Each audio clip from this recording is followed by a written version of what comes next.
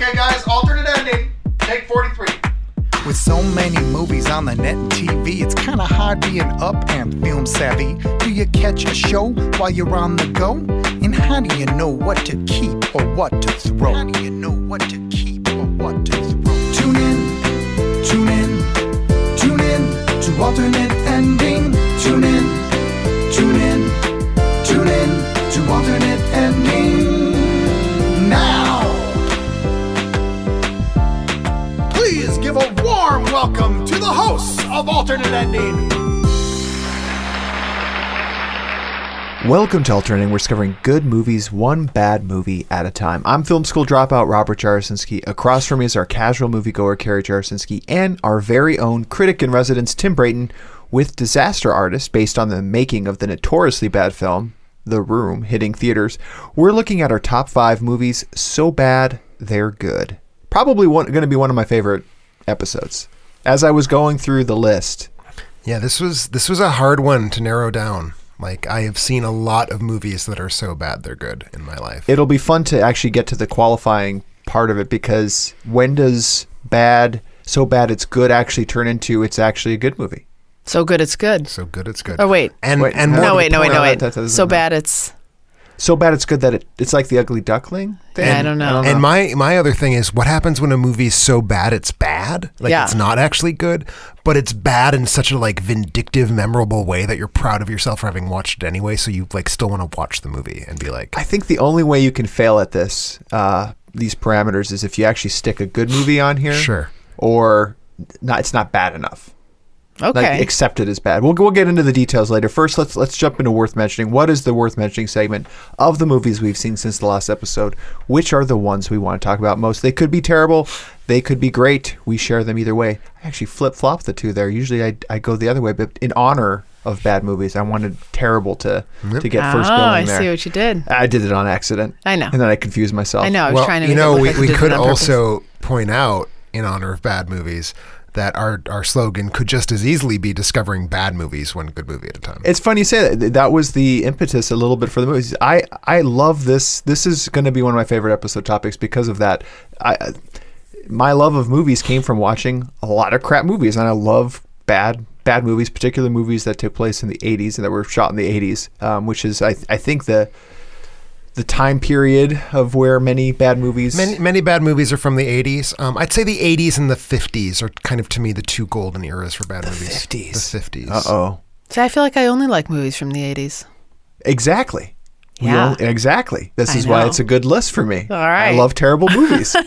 But first, let's get into some worth mentioning. I know we all had a little bit of some theater time. We also had a Patreon. Carrie, how many movies did you end up seeing? I saw two movies. I saw our Patreon movie and then made it to the theaters myself. Right, nice. Yeah. All by yourself? Well, no, I went on a lady date. Did the ticket taker sell you a ticket, or did you have to like have your dad come and buy it so you can get into an R-rated movie? No, I used my movie pass. She just got her movie pass. I just got it. So here's the thing. I was a huge weirdo in the theater using my... Did you use movie pass? Many times. Okay.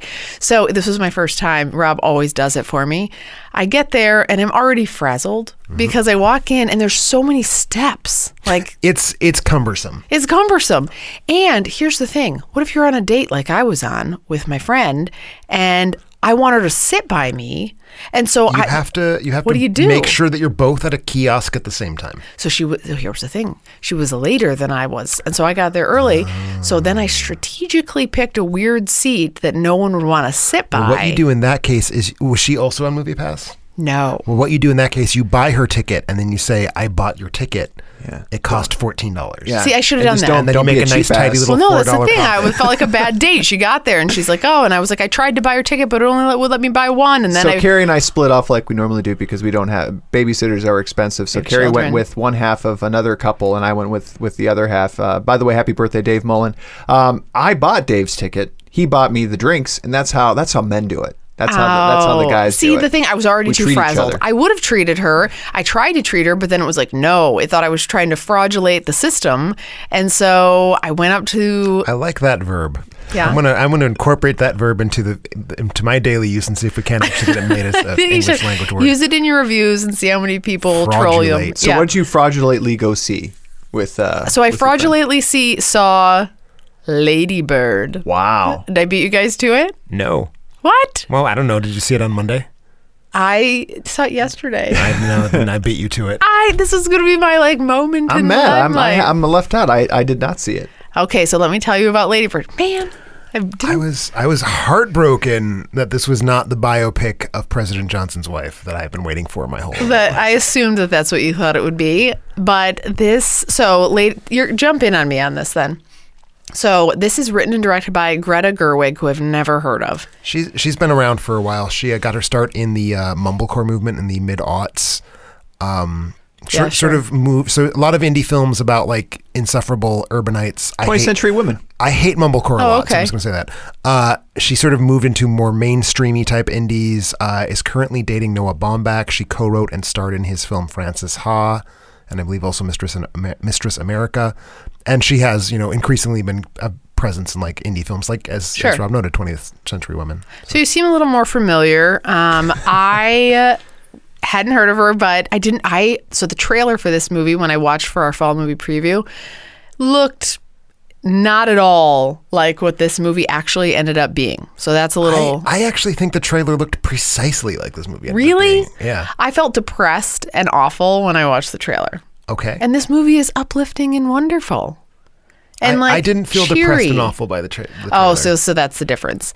So for those of you who haven't seen it, it's the story. It's one of those real life stories. Not climactic. It's sort of just like runs. Like Linklater-y? A little bit. Yeah. Would you say? I mean, it has a lot of similarities specifically to Linklater's Boyhood. Yeah. I would say. Okay. It just sort of runs the course. It's like the not very good last year of Boyhood as an entire film without the 11 good years preceding it. It's fine. Ladybird is fine. Oh my gosh. Are you going to be the first rotten? No. I was terrified that I would be, because I would be ripped to shreds. I am a non-enthusiastic but still concretely positive. And that's the funny thing about Rotten Tomatoes we've discussed in the past, is it is not necessarily a good indicator of the quality of the movie, just in fact that the majority of critics feel that it's better than average. Right. Right. It's better than average. It has really great performances in the midst of a screenplay that I think is not actively harmful. So that's why I net positive. That's why I was interested. I was so interested to see what you would say about this movie. So the Christina Ladybird, she goes by Ladybird McPherson, she's a senior in high school, and she's desperate to get into a college that's far from home. Sacramento, California, which is murdering her soul. She lives in Sacramento, but she wants to go onto the East Coast because that's where happiness resides, and that's where her life is going to blossom and be wonderful. And then it's just the story of her life, and it's the same struggles that most people have. My friend Erin that I was with was like, well, there was my high school experience summed up into a movie. And so it had all the pieces. It had the problems with parents, it had dating, it had friends, it had the troubles with friends and popularity. It's this sweet, funny, charming movie, and I think it has a little bit of something for everybody. Like, everyone could identify with some of the characters. Where I was going to laugh is if you said that you love this, because it is a little indie flick and kind of like a hipstery movie. If you said you love this, I was going to criticize you, because this is the movie that's been done 1,000 times. It's been done 1,000 times. And when you're always critical of that in other movies, and so if you said you loved it, I was going to be like, I didn't love it. Okay. I barely liked it. I really mostly liked it because of the acting. If you take out that cast, I would have disliked it and would therefore get ripped apart. Did you guys say Saoirse Ronan plays Ladybird. Yeah. Laurie Metcalf is in it. Timothée Chalamet. Do you know who Laurie Metcalf is? She's Jackie. Oh, nice, Tim. Can I not get anything by you here? Can I give me Jackie from Roseanne? Go with another actor from the movie, and I won't. What about Lucas Hedges? I have no idea who is Lucas Hedges. I don't either. The Oscar-nominated star of Manchester by the Sea. Oh, right. I was gonna say I don't know who it is. Wait, did he actually get I think he got the nomination. He was in it. He deserved a nomination. See, and Timothée Chalamet. I don't know. Tell me about him. I don't know. I'm asking you. He is either the you or the me in Call Me By Your Name. I think he's the me. He's the me. I think so. He's the me? He's in Call Me By Your Name. Is he the other? Is he the younger? He's the one who gets some of that sweet Army's hammer. I did not I can't wait for you to review that movie. That's just there's it's so going to much set for you itself there. up. I think there's a real possibility it's going to end up being my favorite film of the last 3 months of the year. So hopefully I get to see it soon. This is a movie, though. Erin, the friend that I was with, loved it. It's a movie like It's easy watching, though. I think if you're just looking for something that doesn't leave you feeling ill afterwards and that you just enjoy and you leave with a smile and it's satisfying. I don't like any of those things. See, I know. It's my biggest criticism of Rotten Tomatoes. It's getting all of this buzz because it's 100% most fresh scores ever. I would say that the bulk of those reviews are more positive than I am, and I think maybe the vibe I'm getting is more positive than Carrie as well. Like, there's a lot of like best depiction of adolescence I've ever seen style. I don't know which about is that. fucking ludicrous. Yeah, it's not. No, it's definitely not. It's bits and pieces of adolescence. It's like, I had this one negative relationship experience. I had this one negative parental experience. I had this, I had that. But it's never anything that dives deep into any of those things. I will say this, it just sounds like a safe movie, and it's like safe as hell. It's just safe. I will say this, and I had an abnormal adolescence. Not one thing that happened in this movie spoke to any experience I've ever had as a human being. So much is running through my mind right now. Like, I won't pick on you for. I want to see. Now you need to know. I need to see this movie. So your mom your mom is very sweet. She's never been Laurie Metcalf at all, ever. No. I that's the thing. One of the reasons I don't think I ever respond really to adolescence movies is because I had an extremely healthy relationship with my parents when I was a teenager. No weird. Actually, substantially less healthy as a grown adult than as a teenager. You guys comfortable sharing star ratings on this and also guessing what you think mine would be? I think yours would be a 3. Okay. No, Rob's would be higher. Rob loves high school drama. I think yours would be a 6. Rob loves this type of movie. I think you'd be a 4.5. I just don't think you could possibly go up to a 5 on it. No, he won't. But this is like his wheel. He loves like high school drama. Like, the nerdy girl I like goes she's out. all that high school drama. That's the thing. I think it. No, I do like indie. I love you, Rob. I think it's too good of a movie for Rob to like it. I think it's not enough of a campy teen sitcom. There wasn't enough. He needed more. But you campiness. compared this a little bit, Kara, earlier when we Perks of Being a Wallflower. A little bit. Well, no, I mean it had that feeling. Where are you on Perks of Being a Wallflower? I love it. Rob then loves you love Ladybird. That's exactly. See, I actually dislike Perks of Being a Wallflower. Yeah, that's like a 5-star movie for Rob. So when I watched this, I was like, you might be a 5-star on Ladybird. Holy shit. He's a 4. Right. He's like a 4.27. Okay. Solid. I'm psyched about it. Well, I'm a 3.5. So I'm curious, what do you think you're at? I don't know yet. I'm inconclusive. But I'm probably more in the 4 range. I know I like this more than you. It's a great, I really enjoyed it. I like happy endings and all that kind of stuff. Best Picture? Could be. It could Dark be. Horse? The Best Picture race is such a weird clusterfuck right now that I think there's at least 4 movies that have a real good shot at it, and this is one of those 4. It has the momentum, at least from a publicity perspective. Right at this moment in time, if you asked me to predict, I'd say in declining order, my guesses would be Dunkirk, Lady Bird, Call Me By Your Name, and 3 Billboards Outside of Ebbing, Missouri. 3 Billboards. Oh, we'll talk about that maybe next week. I can't wait. What else you've seen 3 Billboards. I'm the only one of the 3 of us who want to say You're going to stay mum. Yes, go ahead, Tim. This is the movie I saw the same day that I saw Lady Bird. I pulled a double feature this week. And the only other film I saw, this was a real bad week for me with grad school, so I saw a grand total of 2 movies. This is The Star, the movie about Christ's nativity, as told through a bunch of wacky talking animals. Who is this animated? Who dance and twerk and bird poop on people. This is a Bible movie. It's an animated movie made by Affirm Pictures, which is Sony's selling movies to religious people label. There's a less polite way of putting that, but not much. But yeah, so it's a movie all about how good it is to be, a Bible literalist Christian, and also how birds shit on people. Praise be to God. Amen. It's so good. fucking weird. It's it's a movie about the nativity, but it's also like a kid's cartoon where there's this crazy soldier hunting them with dogs, and there's a chase scene. And it's like a fucking Pixar knockoff, but also a religious movie about the Bible. And it's just there's no way to square that. Crazy cast. This movie has Oprah Winfrey, Tyler Perry. God, I'm just looking at this. Tracy Morgan, Christopher Plummer, Zachary Levi, Gina Rodriguez, Keegan-Michael Key, Ving Rhames, Kelly Clarkson, Patricia Heaton, Chris Christopherson, Kristen Chenoweth, Mariah Carey. Did I say Oprah Winfrey? I think I said Oprah Winfrey. You did. But she deserves two. And why not? 2 and Stephen Ewan, I don't know how to pronounce his last name. Sure. As the donkey who carries Mary to Bethlehem and is the protagonist of the film. Wow. And it's How do you get all those people to do a movie like this? I assume by just throwing a lot of money at. I mean, some of these people are noted for like their relationship to things made for faith audiences, like Tyler Perry, certainly Oprah Winfrey. I know Kristen Chenoweth is very open about her religious beliefs. I think for some people it was just like, yeah, I will totally cash a paycheck to sit in my jammies and record something in the sound booth, like Zachary Levi, who I'm fairly certain is Jewish. I don't suspect had a particular attachment to this material, but you give him money. Well, whatever. Why not? Yeah. Zachary Levi needs to eat. Hasn't done much since Tangled, so this is his opportunity. But yeah, no, this movie was just weird as hell and really poorly animated. And how many stars did you give it? I 1.5. I can't wait for your review. Are you salivating at the chance to tear this reviews apart? up? Okay. Reviews very nice. good to go. So okay. Check it out. This would not have been my worth mentioning if I'd seen any other film besides Ladybird. Is it doing well? Not terribly. Okay. Not terribly. I sometimes just throwing the religious aspect on it. It did not poorly, and then Coco opened, and then everyone went to see Coco instead because it's prettier, it's funnier, and it's better. Good choice, people. Keep seeing Coco.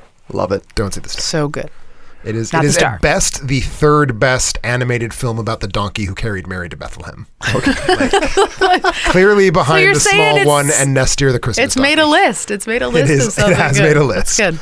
Well, as part of our Patreon rewards, Carrie and I finally caught up. I think we have 2 left after this, but we caught up with one of our Patreon requests for our worth mentioning segment.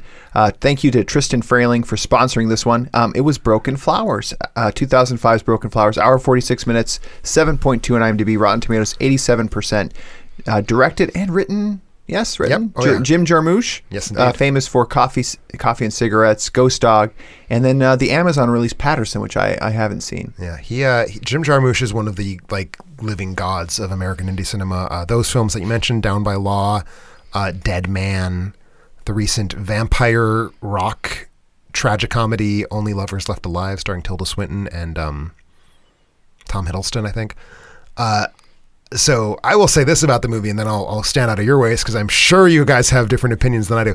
I love Broken Flowers. Interesting. I think it's a great movie. I mean, it's just a great movie to me. In typical indie fashion, I'll set it up a little bit. It stars Bill Murray as the extremely withdrawn Don Johnston, not to be confused with Don Johnson. So you're saying in typical indie fashion, it stars Bill Murray? No, I had multiple thoughts going at the same time. I don't think there's anything terribly typical about this movie, can I say?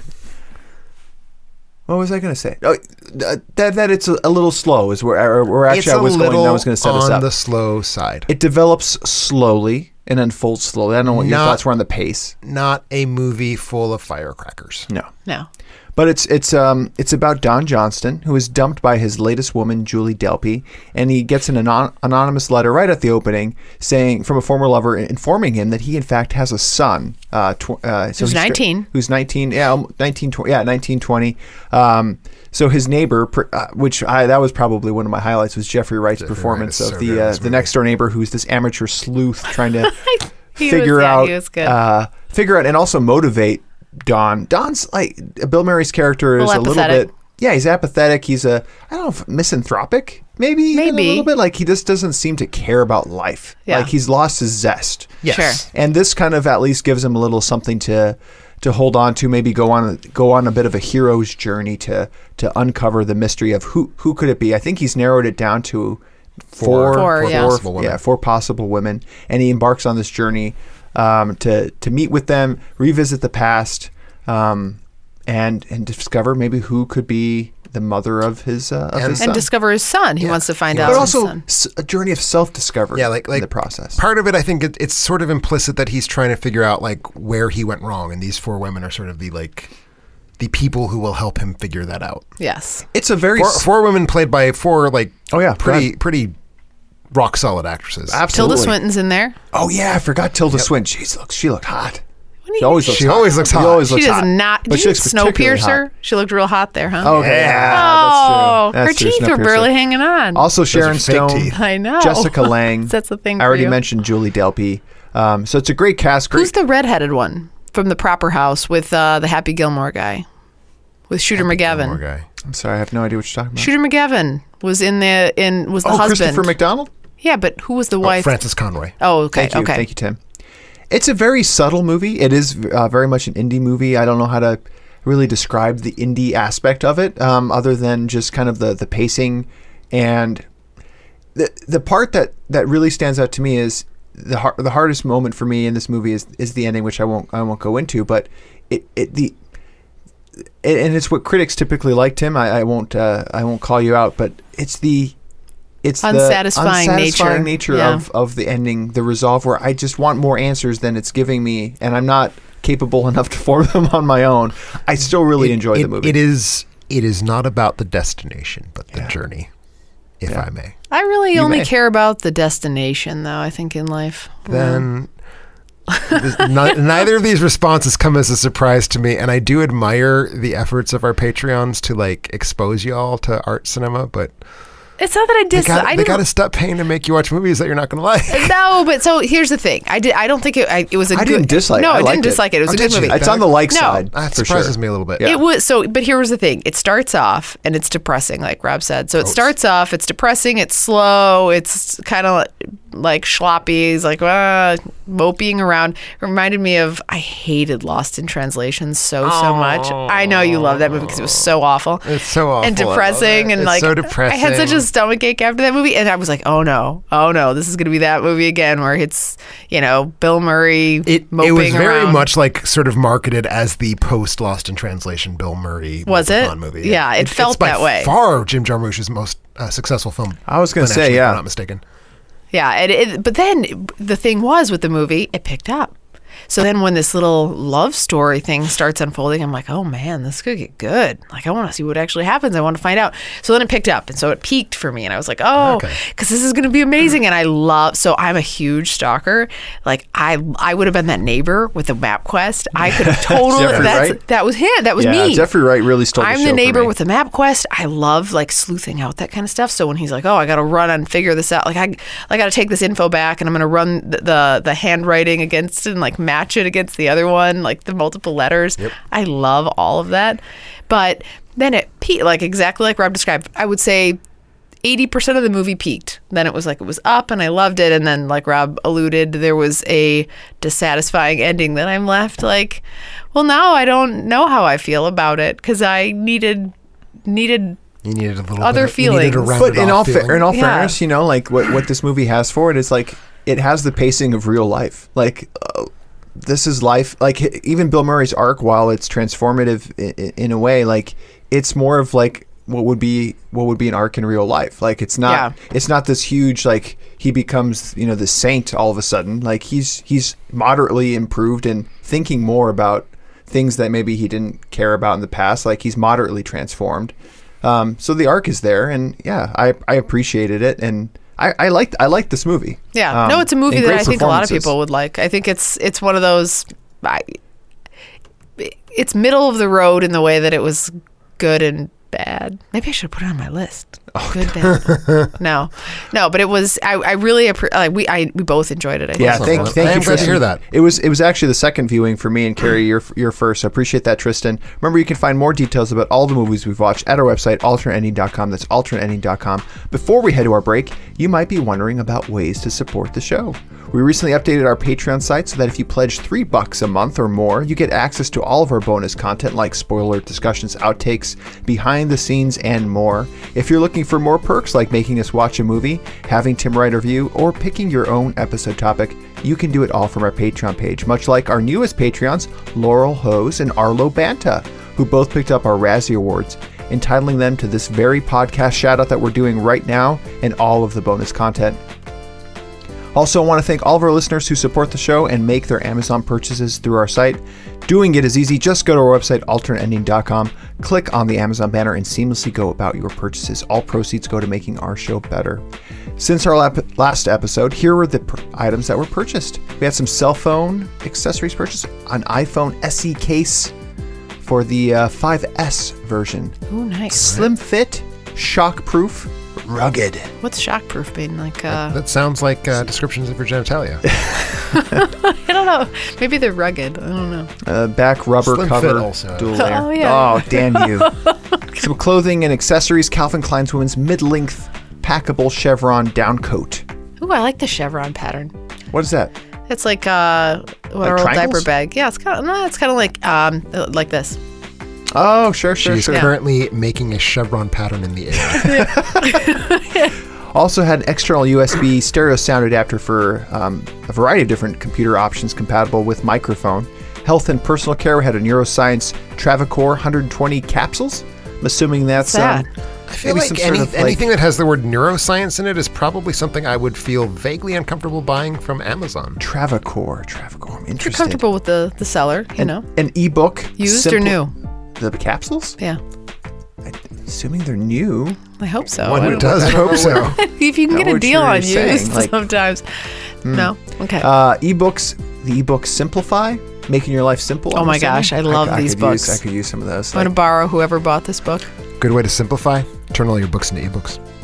That's very true. You know, another way to simplify, Tim, is if you use Amazon to purchase your movies and you don't buy thousands and thousands of them. You know, another way to simplify is... Oh, tell me. To fuck off. We also had the substantial purchase of a Food Saver 2-in-1 automatic vacuum sealing system, along with the 44 quart-size bags. Okay. That's a big purchase, so thank you very much. That's awesome. For who got that. Also had the, BPA-free multi-pack rolls as well with the Food Saver. What are the rolls? Oh, okay. The rolls. Save your food. To save your food. In plastic. Yeah, you don't want that BPA. We've talked about that before. Also had the Rosavera Magdalena barrel chair with a skirt. Oh, that was a nice... It's a chair. With a barrel chair. With a barrel chair. I don't know what that is. I think that refers to the shape. Sort of like okay. If you think of a barrel with like a chair cut into it, like that shape. I might need your help on this one. Last was a toy and game purchased. It was a Funko Pop, which we've talked about before. Funko Pop is. But it was based on the Parks and Rec. It's a Little Sebastian collectible figure. Sebastian? I have only watched the parts of Park and Rec that everybody agrees are bad. Okay. And that was enough to sort of scare me off. I've seen every single one of them. I don't know who Little Sebastian is. Someone will have to educate me. Well, when we get back, our top 5 movies so bad they're good. Thank you again for all your purchases. Welcome back to Alternating. We're talking about our top 5 movies so bad they're good. That's a tough qualification, Kara. How did you actually get your list down to being a bad movie that's good? I went technical this week. Oh, I love Real technical. Yeah, I know. I thought you'd appreciate this. Is it? Yes. What if I said to you, had to be lower than 5.8 on IMDb? For Rotten Tomatoes, but I'll go with you. Okay. Had to be below 5 point. See, I feel like the IMDb is the users, so there could be other users who feel like a movie is good. I went more... The tricky thing about IMDb, and it's also a slightly tricky thing about Rotten Tomatoes, to be honest, if a movie is so bad that it's good, how many stars do you give it? Oh, do you give it 8 stars because it's good and you enjoyed it? Oh. You say NA. Then you can't trust any star rating because it wouldn't have one. You're right. Oh, that's a good question. You'd have lots of NAs. You should check out our site, folks, too. We had a lot of people chime in with their parameters as well, too. A lot of interesting ideas that I probably might have stolen a couple of them, blended them together for my own. Like you do every week. We know. Looking at my list, Kara, just in all fairness, you said below what? 5.8? Had to be below a 5.8. Every movie of mine is besides one. So far, I mean, that's a decent way to look at it. So it also has to be unliked by critics and moviegoers, but has to have something about it that either makes you laugh or keeps you talking about it or makes you want to watch it again. What was your thought process? Like, did you draw the line somewhere for the critics? Like, no. So you said under 5.8, critics disliked it, so it has to be what? Below, not fresh. It can't be fresh. It has to be rotten. Okay. It has to be nasty. And then this is the most important criteria of all. The writer and director have to be trying to make it good. Amen. Yes. Right? With you. And so it can't be like a Boo Medea Halloween. Medea? It has to be like where they know they're being terrible. They're making an effort and they're still awful, and you have to like their awfulness. I would go so far as to say that if the filmmakers aren't trying, it can't end up being good because there's nothing there but contempt. That's part of it. What other movie did we have, or top 5 where we said like parodies? Same kind of thing with a parody. Like you have to love what you're doing, love the craft, right? And it just happens to you just don't know what the hell you're doing, and it turns out to be good. Somehow. Tim, what about you? This was an insanely hard list for me. I have never had this much of a problem with the list. As it is, at the time that I'm speaking, minutes before presenting my list, I still don't have 4 and 5 set. Well, you're a frequent. I have 1, 2, and 3. I have 4, 5, and 6. I know I can't have a top 6, so I'm still thinking. Bad movies is where Carrie, I think, probably met you for the first. Like you might have. Yeah, you might have went to a bad movie night. We came over to night. our house, and I went. We got together at someone's house. We watched some bad movies. Very much a Northwestern tradition, right? Every year. I mean, certainly it was our dorm was really big into it. Northwestern also hosts a annual bad movie marathon every January called B-Fest that I have been to every year since 2002. So yeah, bad movies are my life's blood. I love them. I was watching Mystery Science Theater like the minute that I could, like the minute that I knew that it existed and I had the station it was on. So yeah, I love bad movies. So for this list, real hard for me to put together. I will say a few things. One is that so bad it's good is one criterion. It's so bad that it's funny, it's hilarious, we love watching it, it's fun. So bad it's bad, different. Obviously, we're not going to count that. Movies that are just shitty and you don't want to deal with them.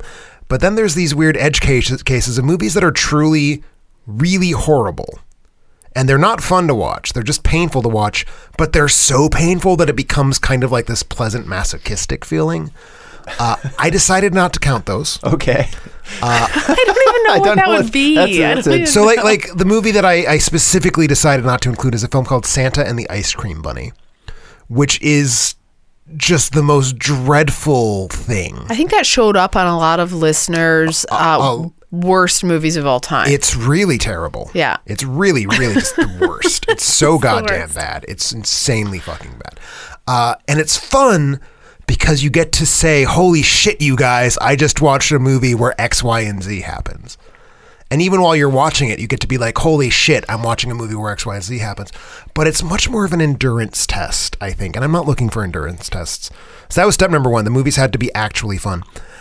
Step number 2, partially just to like winnow things down, partially because I wanted to have a fancy list. I had a few movies that I just decided flat out were not going to show up, like disqualifying them by fiat, because they are too well known as bad movies. That included anything and everything directed by Ed Wood. It included The Room, the very reason that we're here today. It included Troll 2. It included Batman and Robin. So none of those films are on my top 5, just because I decided, fuck no. They're too well known as bad movies. Because you knew they'd be on our list. Okay. That's why, yeah.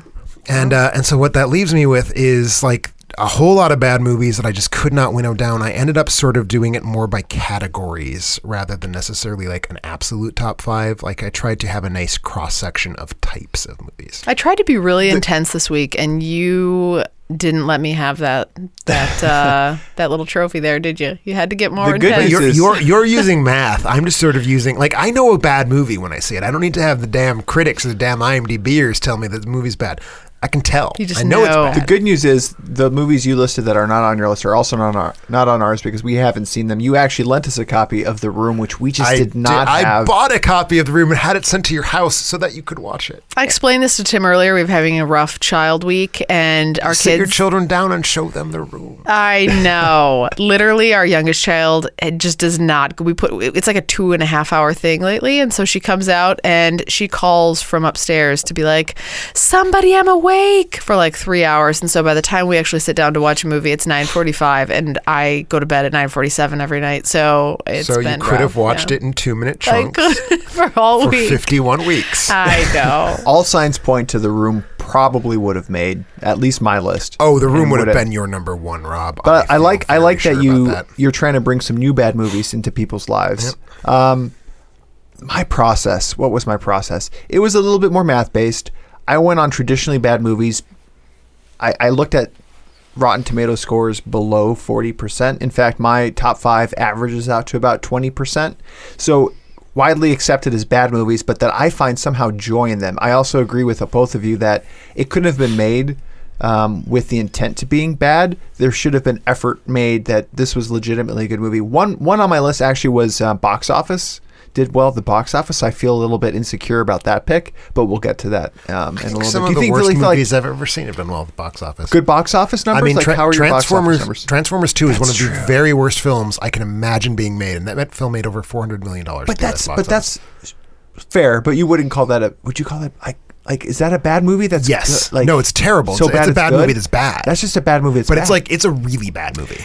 And there's this other subgroup. I think you've talked about this back when we were thinking about Valentine's episodes. You talked about 50 Shades of Grey, where that's the worst absolute possible kind of movie, right? Because it's so bad, but not bad enough to be good. That's the thing. Mediocre films are, to me, much more offensive than out and out bad movies. And I'd like to take this moment to clarify something. Someone mentioned on my review of Justice League, and I think fairly, boy, this seems like a much angrier review than 2.5 stars.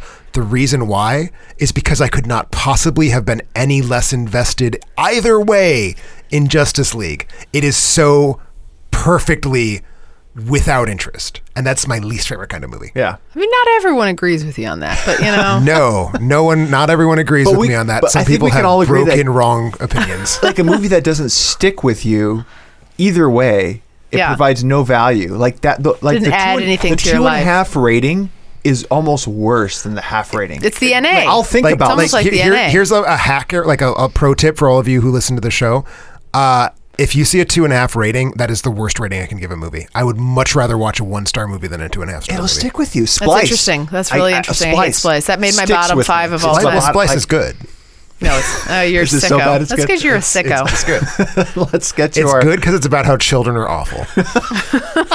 I'm feeling with you this week on that. I'm feeling really with you. Go ahead, Kara. What's your number 5? Are we having any lineup too, by the way? No. We're going to have 15 different movies. Here's why we don't have... 2, you think? 2. Okay. So here's why I don't think we will. So there was this really intense side of me that wanted to pick these 2 movies because I've seen them and because I really, really wanted to be cool. But then I shook that off and I was like, don't try to be cool, Carrie. And I've seen Battlefield Earth and I've seen Plan 9 from Outer Space. Hey? I've also seen those movies. Kid, Plan 9 from Outer Space. I've not seen that. Plan 9 actually. Sadly. It's like a little movie about a frisbee that's being held by some like dental floss. I believe it to be a pie plate being held by dental floss. And it's being whipped around. Here's the thing. If I'm being me, those are so bad, they're bad. Like they're really bad movies. They're really bad. And so and one other caveat before I start. We watched Battlefield Earth together, I know, for our first date night together for the 3 of us. Yep. But you guys were all laughing like weirdos, and I was laughing like a weirdo too, but it was like a courtesy laugh thing. Like, I didn't know what was going on. It was really bad. I was just trying to be cool. And Rob, you married this one. I know. What's even up with that? I know. It was a fail on his part. So I couldn't include those, but I have seen them, and they're really bad. They are really bad. And I will say, Plan 9 for me, maybe it would have made the list, maybe not, but no, it would. Oh, yeah, right. No, it would. I feel like I should punish Carrie by making her stay on the episode for at least 50 cycles, minimum. With endless options for renewal? That's a crap lousy idea. Endless options for nice. Nice, Carrie. Yeah. See, I haven't forgotten. So, I'm going to go with my number 5. This is a movie that you guys all forgot about, and it's so bad, but I would watch it again. It's the 1999 Deuce Bigalow Male Gigolo. I've never seen Deuce Bigalow Male Gigolo, but are you really going to stand there and tell me that it is not even, like, is it so not bad? Is it a more bad film than Deuce Bigalow European Gigolo? I have never seen the European Gigolo. I've seen both, and this is one that I just have problems with because it's bad. It's meant to be bad. Like no. It's surely not meant to be bad. No, it's not meant to be bad. It's meant to be like there's something for Mary with prostitutes. Like it's supposed. Do you think they went out with like the director and Rob Schneider? Like, we're going to make some art here. Well, no. Do you think they went out and made something about Mary on the assumption that they were making art? I like something about it. I know you do. It's not like the Mona Lisa and Beethoven's Ninth and something about Mary. So this is directed by Mike Mitchell, who's from the fame of Trolls and Shrek Forever, and it's written by Harris Goldberg. So you haven't seen this, so I'll tell you about it, and I'll see if I can sell you on it. So Deuce Bigalow, which happens to coincidentally rhyme with gigolo. It does. And so a gigolo, I'm not sure if you're sure about this either, that is a man who sells himself or like uses his body he sells for himself favors. in like an upper class way, correct? I think it's more like he is a what's a low class male prostitute? Well, like someone who stands on street corners. But what are those called? Whores, man whores. Man whore. Right. So he's definitely not a man whore. He's definitely a classier man prostitute. He's like a gigolo is the male version of a courtesan, basically, right? Sure. Yeah, I think so. Yeah. And so I don't know any of these words. So I just picture Richard Gere. That's Richard Gere. So Deuce Bigalow is just your everyday fish tank cleaner. All right. You know, like you do. And he gets out and he goes to house sit for this really, really like greasy gigolo man. And he goes out there and while he's house sitting, he ruins his fancy house. And in order to pay him back, what does he have to do? He has to become a male gigolo, much like the house that he's sitting at. Seems reasonable. Seems totally reasonable. I believe gigolo implies male. So do I don't have to say that? I think gigolo, you gigolo? do because the movie did. Oh, okay. It's the movie's I fault. wouldn't have otherwise said that. But he goes out and he does this, and then he has to go to all these clients. So all the clients have these weird, absurd, like one of them has size 17 feet, and one of them like all the people that he has to get with have Tourette's. There's somebody with Tourette's. Is that the ball hair thing? I barely remember this movie, but he's really providing a service. It's a service. It's companionship, which is why I'm all pro prostitute here. So let me challenge you on a point. Yeah. You've convinced me on the good. You haven't convinced me on the service. No. Other way around. So it's so bad. So okay, but then although he's forced to be a man of the night, he turns it around, and of course, he falls in love with one of his clients, who's very sweet and cute. You're like, why are you calling a gigolo when you're so cute and sweet, which is odd, but she does that, and then it's a sweet love story that comes from that. So it's just terrible, and you're like, why am I watching this? But at the same time, if it were to come on again, yeah, I'd watch it. All right. Yeah, I'd watch Deuce Bigalow, Male Gigolo again if I could. Do you? All right. Yeah, like there's some bad movies where I've probably seen it more times and like have sat through them more than classics. You know, like where I've had repeat viewings of bad movies probably more often than the movies that are heralded as a classical movie. And like this is in that camp. This one wouldn't fall for me, but it's a comedy romance. Would Tim like it? Well, the thing is, I take as an axiom, bad comedies are never good. Because by definition, a bad comedy is something that's not funny. Oh, that's the thing. It's just bad, but it's funny too. I don't know. I mean, it was bad. I couldn't even believe I was watching it. But then I was like, you're embarrassed that you're watching it. And you're like, but why am I enjoying myself? And that's where we were with that. Yeah. All right. So that's my number 5. So yours. So now I have a hard decision. I still don't know what my top 5 are at this exact moment. Now that it has come to me, I try to buy enough time. I cannot decide between these two movies. Go with the second one. Let me walk through my logic, and hopefully by the time I get there, I will have made a decision. So as I said, this is less about like the single solitary list of 5 movies that I think are the most so bad they're good, and more about 5 different categories, let's say, of bad movie. So I've decided. And that decision sadly relegates to honorable mention status the very surreally bad martial arts musical crime thriller Miami Connection. God bless you, Miami Connection. I will never forget you. Instead, my number 5, clearly the actual best film, quote unquote, on my list. And I will say this, my ranking, my top 5 were chosen by how much I love them. So the good part, my ranking is in order from least bad to most bad. Okay. So this is the least bad film on my list. Okay.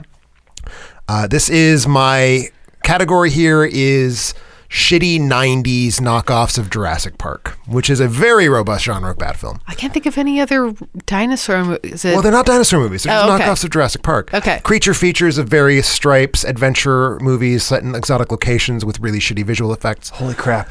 We might be lining up here. I'm curious. Is it? Well, this is not the thing I just exactly described. It is a creature feature from the 90s. It is a 1999 movie, which is why I gasped a little bit when you said 1999, Carrie. You thought it might be Deuce Bigalow. This is the super intelligent giant mako shark thriller Deep Blue Sea. That movie was so bad. This movie is so bad. I hated It's it. good. So good. No, I hated it. I love it. Honorable a lot. mention for me. That's a great one. Rennie Harlin's film about how Saffron Burrows creates a race of super intelligent sharks to cure Alzheimer's. So intelligent that they're able to execute a ridiculously complicated plan to destroy the former submarine dock that is currently being used as a lab. Very, very complicated shark plot involving being able to swim around 90-degree corners in 2-foot deep water, despite being a 30-foot long mako shark. It's very, very exciting stuff. So Saffron Burrows, Thomas Jane, Samuel L. Jackson, LL Cool J, Stellan Skarsgård are among the people who face off against sharks. Extraordinarily famously, Samuel L. Jackson does not survive his encounter with a shark. I was going to ask if that's a spoiler because That that's is my a spoiler, favorite It's yeah. the part. thing everybody knows. I'm not going to say what happens. Let's just say that he dies during the most memorable death scene possibly in any one of these creature He's features. just given a big It was pep bad. talk. He's It's like given the a pep big talk. Then he gets dragged and in, then it just right? gets grabbed and pulled Yeah. in, and it's self-aware. It's self-aware enough that I think the movie knows it's bad in that So moment, bad. but it doesn't know it's bad in the rest of the moments. Yeah. And it's so bad. I thought that movie was terrible. It is. Okay. I agree. LL Cool J for me LL Cool J was awesome. Is As so the good cook with as an the cook. attitude. There's a scene where it shows him holding a gun, and then it cuts to a shot of him holding a gun, and then it cuts to a shot of him holding a gun. And it's like, God damn it. You just cut to the same thing 3 times in a row, and it's art. And I love it a lot. Good movie. I do like this. Again, this just barely.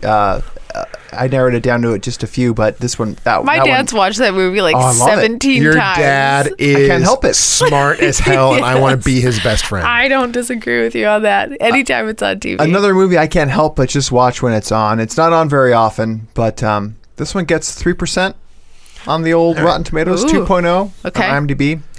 It's a bit of a zombie movie. I've got the year wrong, so I won't list the year, but it is House of the Dead. Oh, that was another one of my honorable mentions. Yeah. Yui Bowl, I haven't seen that one. infamous for his video game movies. Isn't and that also his- basketball player?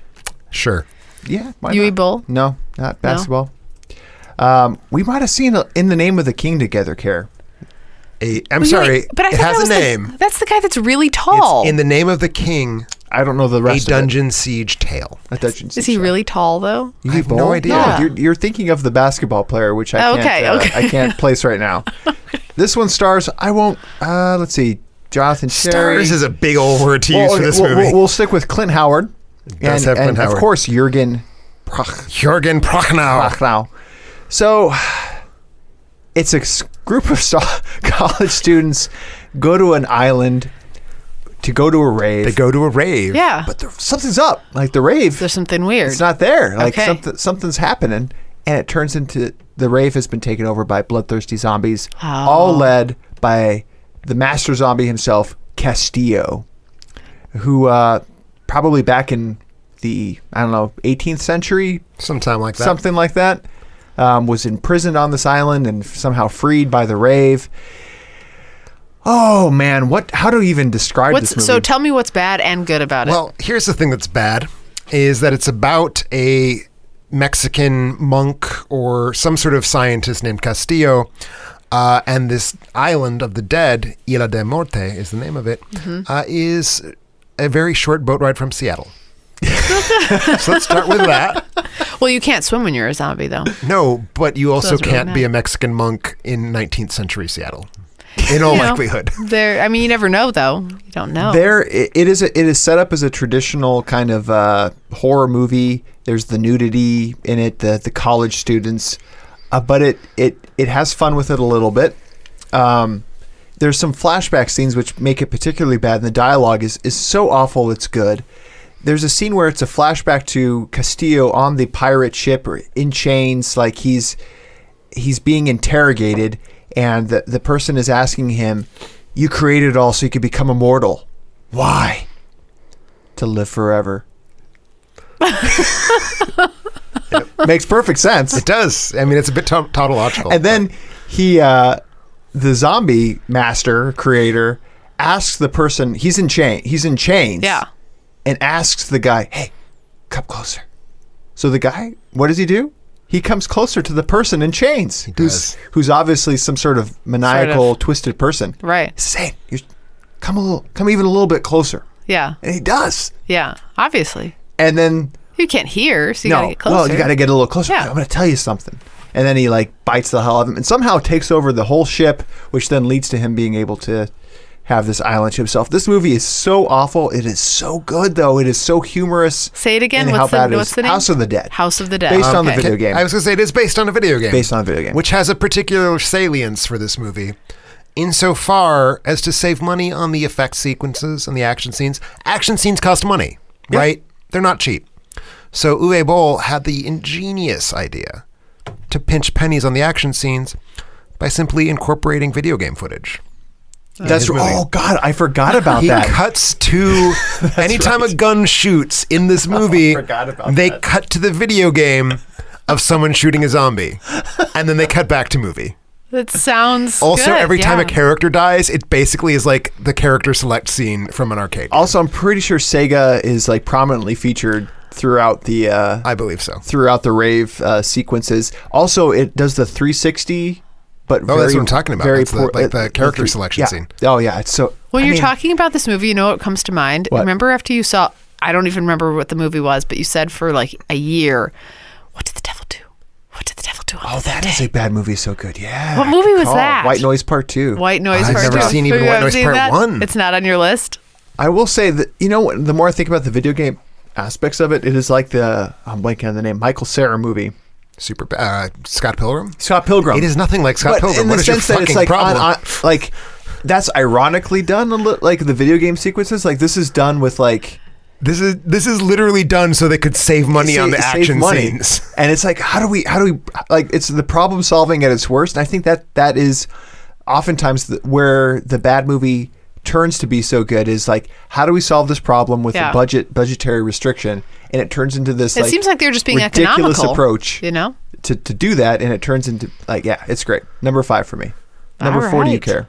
Number 4 to me, I'm excited to tell you guys about because I'm hoping neither of you have seen it and that I can rain some movies on you to see. It's from 1992. It's the movie Poison Ivy. I have not seen Poison Ivy. You haven't? Have you seen this, Rob? Yeah, I've seen it. Oh. Drew Barrymore. Seductive. A little Tom Skerritt. So let me tell you about it. Feels like a Lifetime movie. It is a Lifetime movie, which are all so bad they're good. Or maybe, yeah. So was that Mother May I Sleep with Danger a Lifetime, or was that one of the bigger networks? That's still Lifetime. All right, I think that's still Lifetime. So this is directed by Kat Shea and written by Melissa Goddard. So let me tell you about it. This Ivy, her name is Ivy, is played by Drew Barrymore. She's a seductive teen who lives with her aunt. And then she moves in with a friend who is played by Sarah Gilbert, also from Roseanne. She plays the curly-haired one from Roseanne. Right. Darlene. Thanks, Rob. Good one. There we go. So she moves in with her friend who's adopted, Darlene, or Sarah Gilbert. Can I just say that I actually, of Becky and Darlene, I had the hots for Darlene. Is that weird? Yeah, no, that's weird. That's correct. Oh, that's the right hots. Okay. Really? I'm pretty sure that's even what the show presumes. Okay. Oh, she was so dark and gothy. Right, yeah.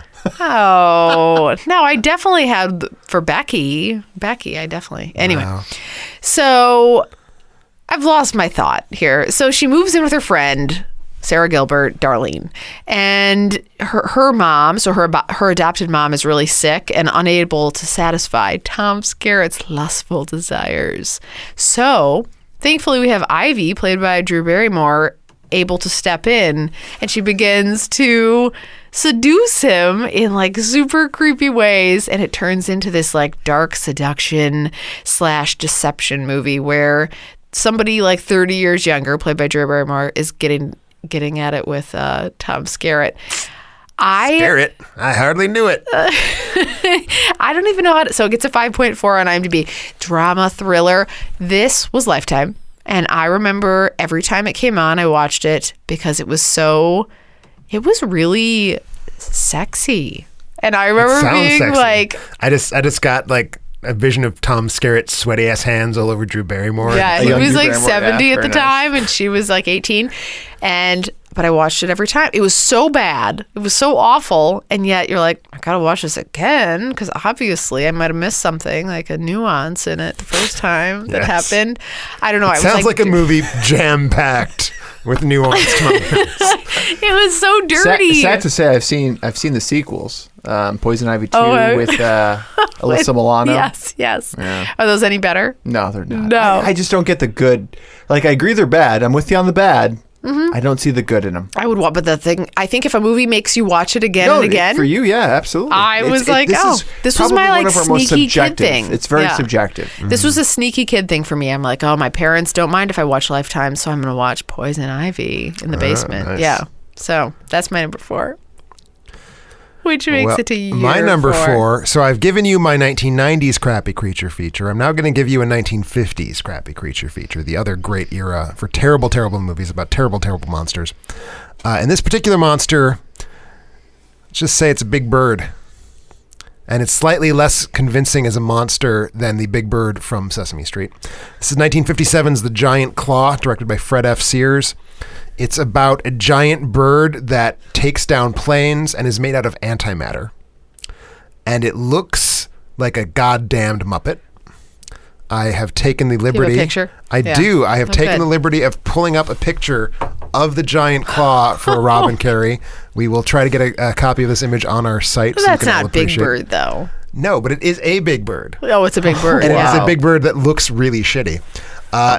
According to legend, the actors were told, react, it's going to be a big scary bird. And they're like, okay, well, react. And they reacted. And then they all went to the premiere and they saw what they were reacting to. And most of them snuck out because they were so humiliated to have been associated with this movie. So it is, I think, by far the best of the god-awful, like, giant monster films of the 50s, of which there were so many god-awful giant monster movies in the 50s, largely for 2 reasons. One is that the bird just looks like hell. It's such a great... It's the 50s. 50s. I know. It's but the 50s. A lot of good monsters in the 50s. There were good monsters. Godzilla's in the 50s. Yeah. So is the Giant Claw. So it just looks like hell, and it's terrific how much it looks like hell. The other thing is that there's this weird verbal compulsion where every time anyone tries to describe the Giant Claw, they do so by comparing its relative size to a battleship. And if you go to the Giant Claw's quotes page on IMDb and Control F battleship, the word battleship appears in the quotes 11 times. They really want you to understand that the Giant Claw is as big as a battleship. Now, that doesn't help me a lot because I don't have battleships in my like stock litany of things that I compare things to. But I know that they're about the size of the Giant Claw, and that excites me. So what's good about this movie? It's hilarious. Okay. You saw the bird? I did see the bird. That's a fucking funny bird. I feel like 11 is enough times to make it an interesting drinking game. Like every time they say battleship. Except here's the thing. There's a line that's like, I said that it looked like a battleship, not that it was a battleship. 2 shots. So it's 2 shots, like in a half a second. That's fine. That's a lot of shots. The creature feature that I thought you were talking about in the 1990s, particularly because you mentioned a famous rapper that went along with it. I have 1997's Anaconda on my list. I always knew that Deep Blue Sea had to be above Anaconda, but Anaconda is a legit choice. Yeah. I liked Anaconda. I should have because it's so bad that it's good. I feel like it's good. This was the precursor to what we now know as the Sharknado series, which doesn't take itself seriously. Some people had it on their list as well too. This one, I think, had all intents and purposes to be this was totally what was bad about it? What was bad about it? Yes. I just remember it being a good snake movie, you know? You misremember it as a good snake movie. This is another one my dad watches. Let us say that one of the things that is bad about this movie is that John Voight, bless his soul, plays a Peruvian. So we're already on thin ice. That's true. He also plays a Peruvian who has this accent. So we're on thinner ice still. So he's British. He's like some sort of British parody of a Frenchman as a Peru native. And not even like a European descended Peruvian. It's implied he's like a Native American Peruvian. And he's John Voight. This one is the most of my 5. This is the most successful. Clocking in at a 38% Rotten Tomatoes. Made $137 million. Deserved every penny. It wasn't that bad. The CGI is awful. John Voight. Hard to disagree. I believe that the snake. Dialogue. Jennifer Lopez. Oh yeah, J-Lo was in this. If she ever peaked, this was not that. She peaked in Selena for sure. Well, that was may have been right around the same time. Yeah. But anyway, I'm arguing that she did not peak. Oh, okay. No, Yeah. she peaked here. She peaked in Anaconda. Whatever the hell she was in Selena.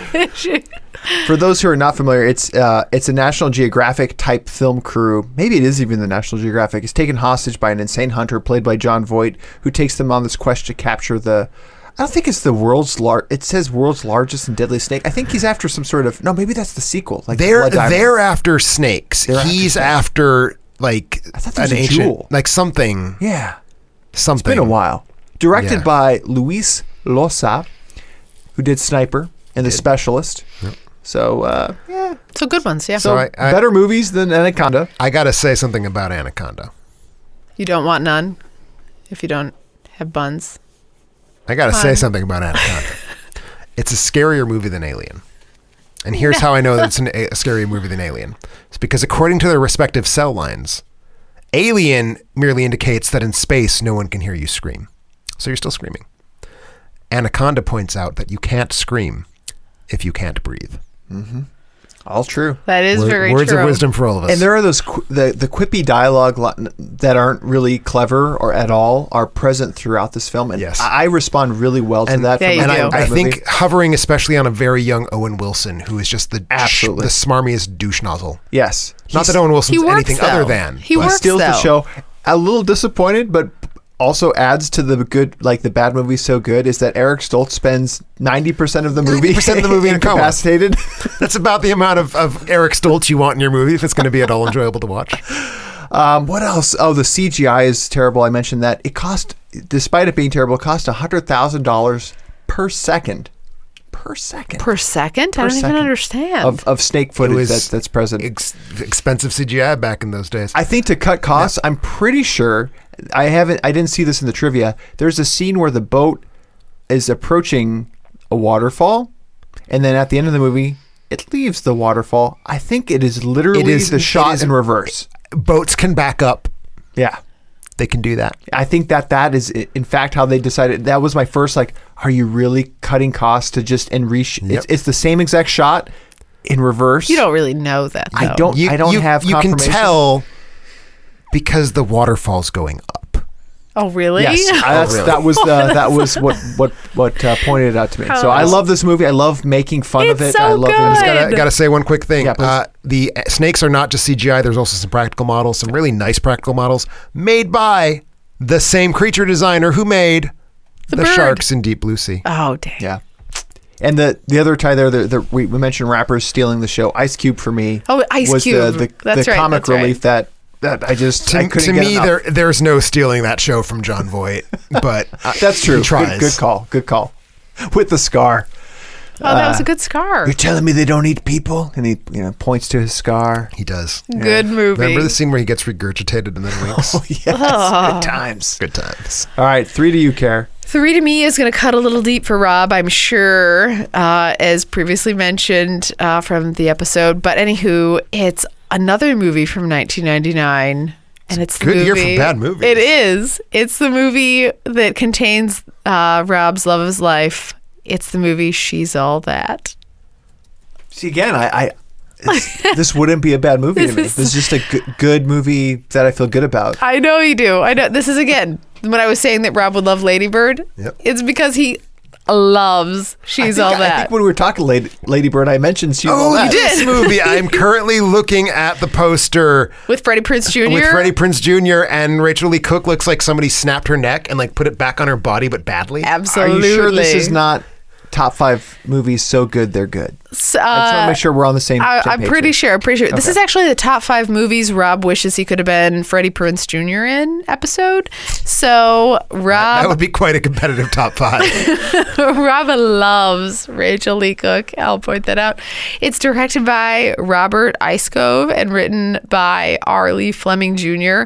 So let me tell you a little bit about this. You've seen it, Tim. It is also written, according to IMDb, by an uncredited M. Night Shyamalan. Really? That's what it is. It seems a little Now like The Sixth Sense. take that for what you will. Okay. So let me tell you a little bit. But have you seen it? No. Oh, okay. So let me see if I can compel you to see it. So Zach Seiler, played by Freddie Prinze Jr., gets dumped, and it's really sad by his best friend, or by this girl who's like, everybody loves her. She's like the cheerleader, the head cheerleader. She's like so beautiful and wonderful. And so after this happens, Rob's gripping his face right now. After this happens, his best friend goes out and is like, hey, as a prank, as a joke, why don't you ask out Lainey Boggs? She's so ugly and dorky and weird. Does this mean that she's like insanely beautiful, but she has like glasses? She has glasses and a ponytail. This ponytails are hotter than not ponytails, FYI. Thanks, so fuck that already. This is where that trope comes from. Not it comes from, but it's certainly embellished by this movie. I want to say that Paul Walker is the best friend, the late Paul Walker. And yeah. He's good. Oh, yeah. Try to put that plug in there. Thanks for putting that plug. So it goes in, and then he's like, oh, go ask her out. And he asks her to the prom. And then she's like, oh, let me let down my ponytail, and I'm going to take off these glasses. And now I'm suddenly beautiful Rachel Lee Cook. And so all of a sudden, it's like Freddie Prinze Jr. is absolutely in love with her because he realizes that she's just artsy and beautiful. And even though she's a little quirky, he's definitely in love with her because, why would he have loved her with glasses? And then he goes out and he takes her to prom. But then, the really sad part. What's the sad part? She finds out that there was like a prank and that it was all a joke. That was a bet. And it was a bet. Wait, and can you, what is the bet? That he has to take her to prom. Okay. And so she finds out about the bet. And then she's very mad about it. She's like, oh, this is so upsetting because I thought you liked me with my glasses or without my glasses. And then there's this like profound moment where, they realize it's what's inside that counts, but he would have liked her either way. And it's so stupid. It's like the stupidest movie. But you love it? But I would watch it again for sure because, who doesn't like a Geek Chic movie? It was so stupid when you think about it. I like it. I know you love it. I don't think of it as a bad movie. Here's the reason Rob likes it. Rob thinks that he is Rachel Lee Cook. Wait, I think I'm Rachel Lee Cook? I totally. think that is I like exactly what you said. I say we put a pin in that one, we move on to the next step. We do. All right. And that's my number 3. Here's my number 3. My number 3 is one of the great disco musicals of the post-disco era. So disco is dead. Okay. And to make sure we kill it even harder, here comes a movie about how disco was an invention of literal Satan to take over the world in the insane post-apocalyptic wilderness that is 1994. I'm referring to The Apple, directed by Menahem Golan of Golan and Globus fame. This is a metaphorical version of the Garden of Eden, in which a young couple, Bibi and Alfie, from Moose Jaw, Saskatchewan, compete in the world music competition against the hand-chosen singers of Mr. Boogaloo, who is the owner of BIM, Boogaloo International Music. And Mr. Boogaloo is very upset because he wanted his singer, Pandy and Dandy, to win the contest so that everyone would listen to their song and then buy the BIM marks that were like part of the promotional campaign for this song. I feel like you win. Once you buy the mark of BIM owns you. So it's like Revelations plus the Garden of Eden because Bibi and Alfie are offered the apple in the form of a recording contract by Mr. Boogaloo. And when they get the contract, Alfie has a vision of Boogaloo as the devil, offering an apple to him and Bibi. And she signs, he doesn't. She becomes super successful at cost to her soul. He joins a group of hippies who resist Boogaloo. And it turns out ultimately that one of the hippies is God. And God takes all the other hippies away in his solid gold Cadillac. Is it played by Alanis Morissette? No, sadly, this one is played by Joss Ackland, who's almost as good as Alanis Morissette. This movie is the fucking most insane pile up of I don't even know what disco musical that has some of the best awful songs you will ever hear. The title song is a particular favorite of mine with its question, or not a question really, more its declarative statement that it's a natural desire to meet an actual vampire. And then they meet a vampire, and it's an actual one. I don't feel like I want to go to my number one anymore, or number two even. I feel like I made an error in not making this my number one. That's really good. I'm intrigued. I want to see it. We need to have ourselves a spoiler alert episode for The Apple, I think. I'm interested. Or maybe just like a get drunk and watch The Apple night. Possibly just because, when I think about it, Jesus was like the first hippie. Jesus was like the first hippie. He's like, hey, really was. But you know what Jesus didn't you know? have? A flying solid gold convertible. Oh, he did. He had one of those. Well, then this is even more theologically accurate. That was in the thought. Thessalonians. Do you feel like this meets your criteria of intentions being to make it like a movie? They thought it was art. They thought it was They art. thought this was a great religious parable with a wonderful soundtrack that was going to do Saturday Night Fever levels. I'll tell you a movie that thought they would have a lot of toy reselling here. I'm surprised this hasn't made anybody's list so far. Anybody familiar with the movie familiar with the character He-Man? And She-Ra. She-Ra. How about a little Masters of the Universe, 1987? I know that movie well. Speaking of Golan and Globus, the same production company as The Apple. Really? Yep. Any ties to Canon? Yeah. Okay, so this is all Canon. They're the owners of Canon Film. Okay, owners. So Gary Goddard directed this particular movie, Masters of the Universe, starring Dolph Lundgren, Frank Langella, Meg Foster, Billy Barty, and a very young Courtney Cox. Rotten Tomatoes gives it a 17%. Rocky IV, Russian. Oh, the Russian is in this. Okay, the blonde guy. Yeah. And this was after Rocky IV, right? I believe so. Yeah. This is 87. I think so Rocky IV was like 83. he was cut. He was ripped. Yeah. He was looking good. He's He-Man. He is He-Man. He plays He-Man really well. I could see that. Could speak English so well. Still, you don't need to speak English. He-Man isn't American. Yes, he's true. Etherean or Eternian or whichever one. Eternia. One of them was Did he grow out his She-Ra. hair and have a headband? He did have a mullet. He Nice. had, I believe, some sort of he had head. a platinum blonde mullet. You have to. He was Yeah. looking good. He Okay. played He-Man perfectly. Okay. The lines of dialogue are hilarious.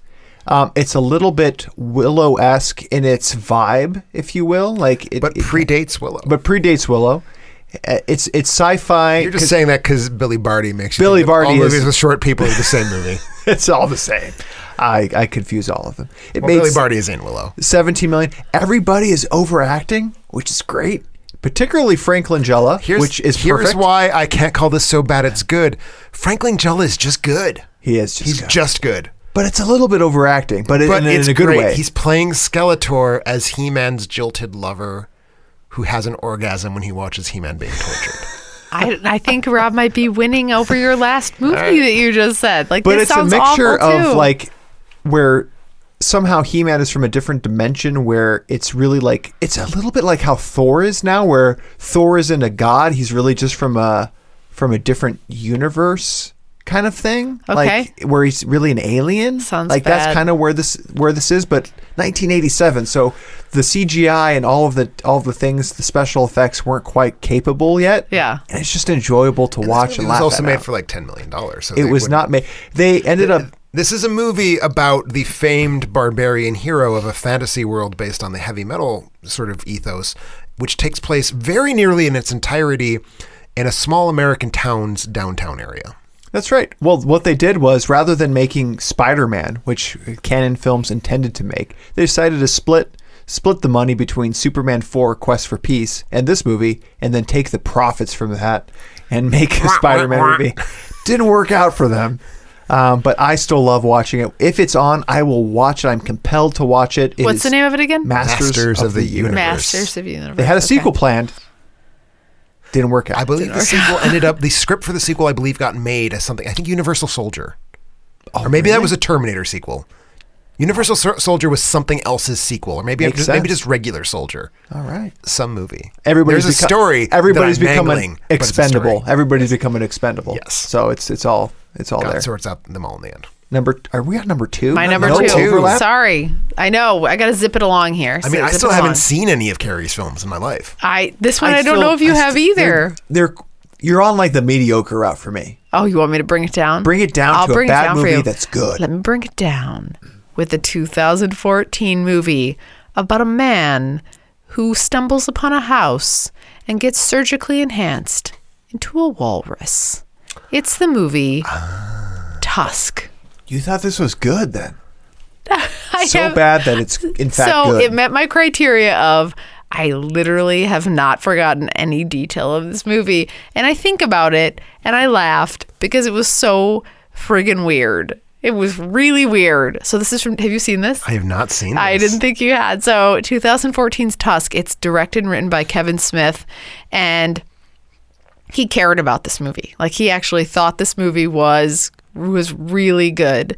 So this arrogant podcaster named Rob travels to Canada for an interview. Wait, is his name really Rob? Yeah, it's really and weird. It's in fact an arrogant podcast. Yeah. He is that. I know. I didn't remember his name was Rob. But the more weird part and coincidental part, Alternate Ending was the name of his podcast.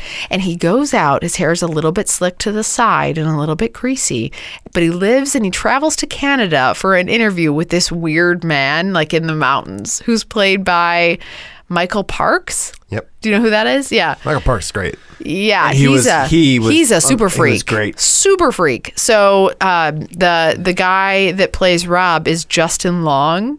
And so, which I would happily take as a person to play me. I know you would. But he is in fact a podcaster in this movie. He is, and he meets this strange man. He goes up to his remote house, and then he's thinking he's doing this interview, and he goes out and he's sitting at dinner trying to talk to him, and the whole thing goes awry. The whole situation goes awry, and I don't know any other way to describe this other than the fact that the guy wants to turn him into a walrus. And so he drugs him and like starts to surgically turn him into a walrus by removing arms and legs and like his face. And turning And him. I assume at some point replaces part of his body with tusks, hence the title. There is. He has like a really passionate feeling about walruses and their tusks. Right. And the whole thing was so weird and so bad, but yet whenever someone wants to like talk about a movie, I find myself thinking back to this movie, and there's an emotional tug at the end, like, what do you do if you're just a walrus? You know, what do you do? And you have to think about it. But good for you, like you feel like it's good, or is it just memorable? Is it so bad that it's memorable? It's so bad that it's memorably somewhat good.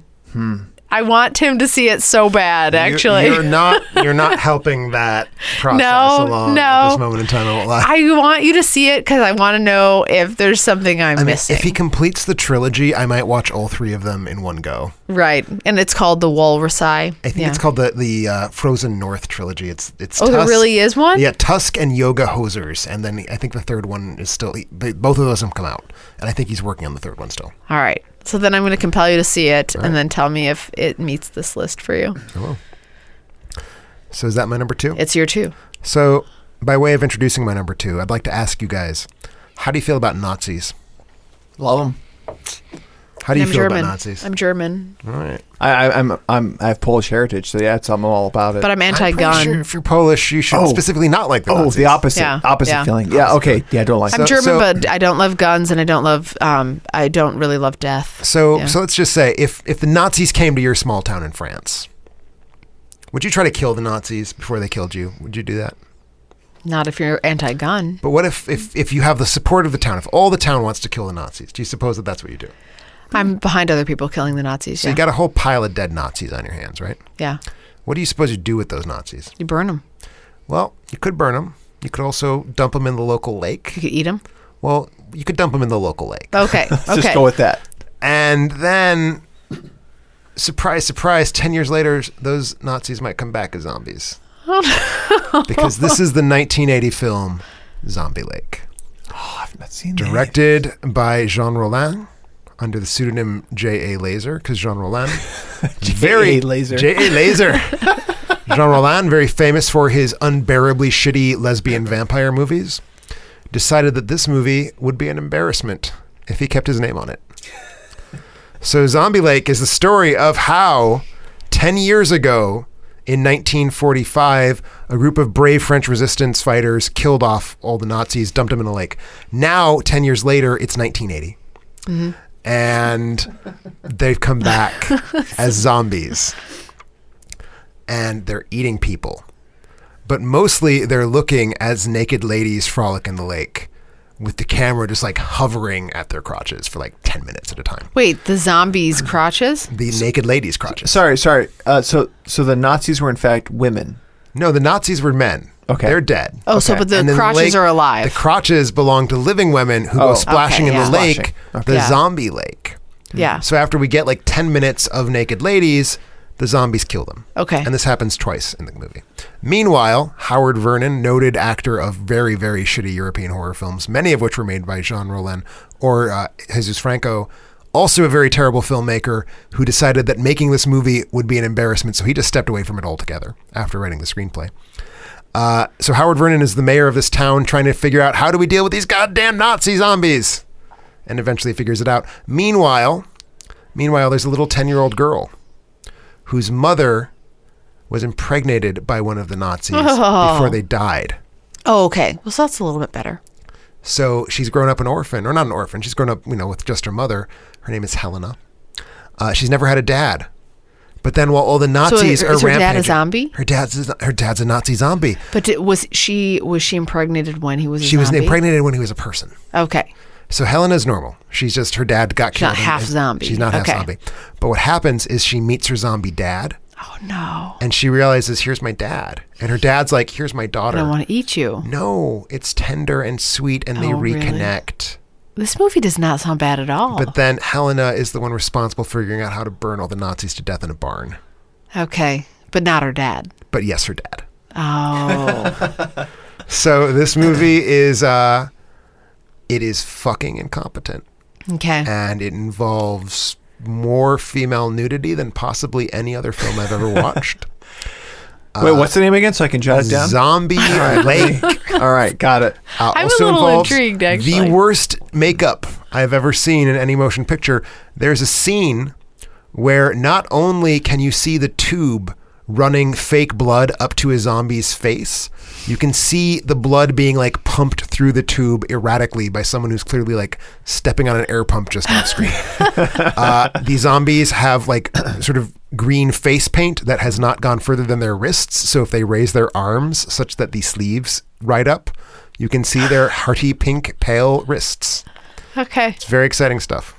Zombie Lake. Zombie Lake. This is one of the You've all-timers. sold me. You're sold ranking me. these based on best to worst movie, but even though they're all good, They're so bad they're good. they're so bad they're good. And this is really bad. this is, but you're it's ranking, also really good. I ranked more on the disparity of how bad it is to how much I liked it, like the difference between those two. I'm ranking pretty strictly on just the badness, and the goodness is what got it onto the list. At all. Because my movie, this next movie, is actually gets a 6.9 on IMDb, 33% on Rotten Tomatoes. I think one that made B-Fest that you had mentioned earlier at Northwestern, Bad Movie Fest, a few years. This is Ben Gordon's The Last Dragon. Oh, show enough. I think you. I think I can give it. Twice. Am I the meanest, Tim? Show enough. Is that a Am I quote? the prettiest? Show enough.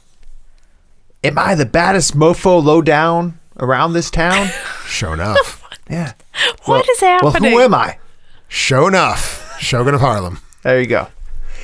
It's, All right. It's a Carrie looks like actually alarmed right It's now. like- kung fu blaxploitation movie mixed with like some Motown. Sure. Like that's the blend of this movie. That's what this movie comprises. It is in New York City, a young man searches for the master, in quotes, to obtain the final level of martial arts mastery known as the glow. Along the way, he must fight a martial arts expert corrupted with power and rescue a beautiful singer from an obsessed music promoter. Show enough. Show enough. Shomo. Starring Shomo. Timac, which I missed the opportunity. I went to go see Terminator Genesis at this at the Alamo Draft House that I was at, and they were playing this, The Last Dragon, and That Timac sounds was like there. two bad decisions you made. Yeah, I could have went and saw that again and actually met Timac, if that's how you pronounce his name. And I went to go see Terminator Genesis instead, and that was a Was it mistake. fail? That's wrong. I love this movie. I love kung fu movies. I love martial arts We movies. know. I'm very confused. Okay. This is so bad it's good. Yeah. Not the 5 best movies ever made. Is that where you would put it on for you? Not the actual 5. 27 my best affection movies for ever this movie is not as ironic as it perhaps could be. Let's put it that way. It is bad. Performances by Julius Carr is show enough. Like his performance alone is great. The innocence of a never acted before Timac, who's a martial arts specialist. Billy Blanks, who you remember probably from like the workout videos. Yeah, for was sure. Was Thibaut workouts, was going to be this, but they were like, Billy Blank looks a little too intimidating. We need a more innocent looking martial arts specialist. So Does he also do the Zouted Out? I have no idea. He did like the I don't know what the bleach on your about. t-shirts. He's like, I'm Billy Blanks, and I'll get your stains out. Timac plays Leroy Green, I think was his name. Sure enough. Otherwise known as Bruce Leroy. So he's kind of like a Bruce Lee wannabe kind of guy. Yep. Shonuff is this kung fu master wearing Converse guy in the ghetto. Somehow the ghetto has kung fu in it. It's great. It's good stuff. There's fortune cookies in it. How fortune cookies are made. Ernie Reyes Jr. makes an appearance. I think it's William H. Macy's first appearance as an actor. Sure enough. Really enjoy this. Directed by Michael Schultz. Car Wash fame, Grease Lightning, Sgt. Pepper's Lonely Hearts Club Band. Oh, God damn it. That one should have been on my list. I totally blanked on that movie's existence. As well as Carbon Copy, which I think was like Denzel Washington's first appearance. So Billy Blanks has never been on like a bleaching clothing I never said thing.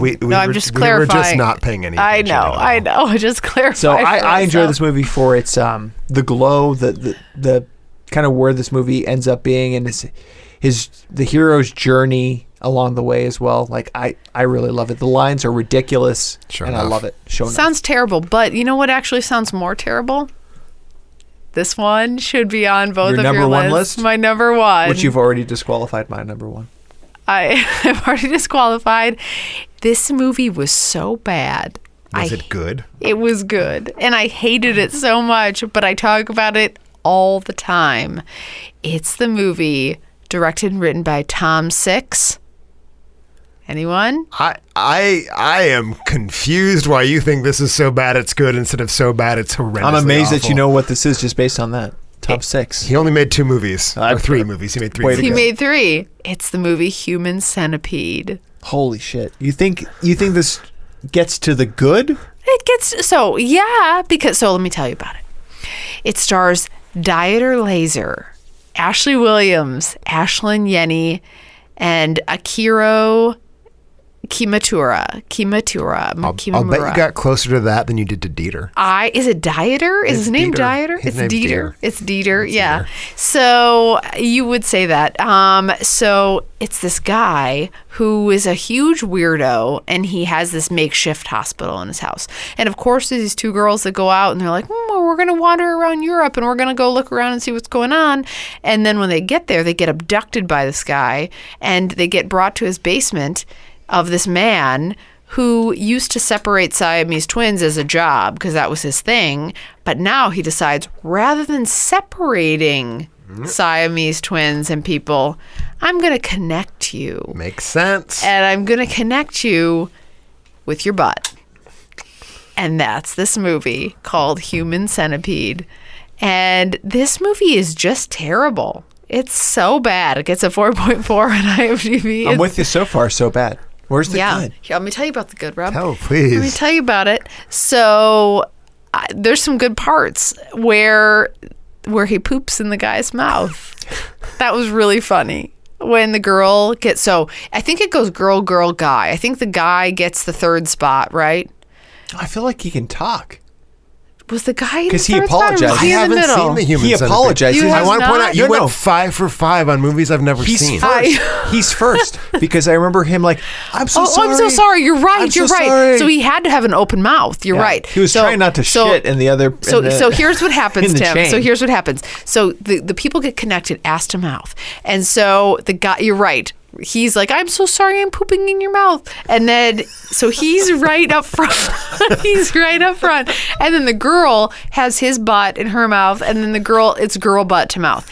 So, but yeah, he keeps feeding him. He's like, oh, I've got to keep feeding you. Yep. And so what happens when you eat? You poop. You poop. And so the poor man keeps pooping on the girl's mouth. She eats it, but then like she has to eat the poop, and then the poop moves, and then the second girl has to eat the poop. How is it possible that the second girl doesn't get just immediately like coated in dysentery? Because it's really good stitching. But no, like if you poop. Yeah. And you eat the poop. Yeah. And then you poop again, and you eat that poop. That's when you get dysentery. Oh, yeah. So what's funny about this is this made Carrie's bottom 5, as it did mine, maybe.